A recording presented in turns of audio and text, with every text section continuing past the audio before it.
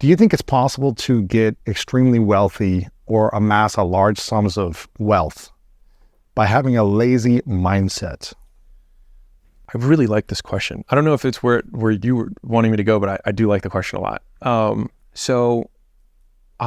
Yes, for probably a different reason that people might expect. So I actually think in some ways, the lazier you are, if you can get over the initial hump, the more successful you can be. Because what happens is if you give a hardworking person a problem, they give you a hardworking solution.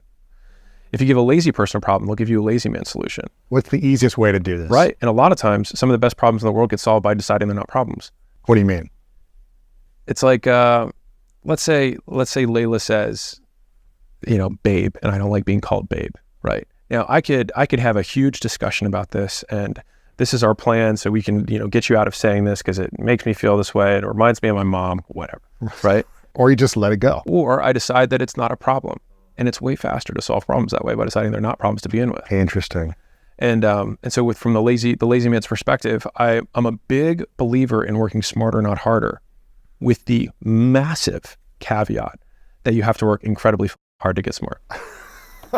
So what do you mean by that? You have to amass a amount of skills. You have to overcome your limiting beliefs. You've got to get more knowledge, take more classes, develop yourself, build more confidence, let go of these different challenges in order to get to that level. Yeah, we all have to pay down the most expensive debt that we all pay every day, which is the debt of not knowing.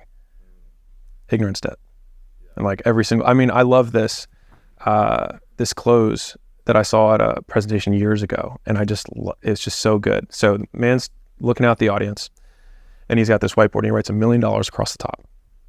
And then he says, ma'am, how much do you make? And she says $50,000. So he writes $50,000 underneath the million. And then he subtracts it and it says $950,000. He looks at her and he says, every single year, he said, you pay life $950,000 for not knowing how to make $1 million. And so the question is how much is that skill worth? The difference.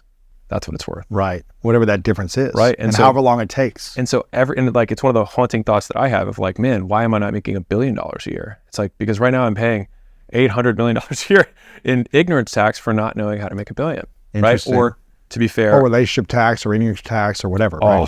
Yeah. Timing tax. It could be a timing thing. It could be, are you in the right industry thing, whatever it might be. And you got to, obviously this is for people that are, you don't have to be a billionaire or make $1 million.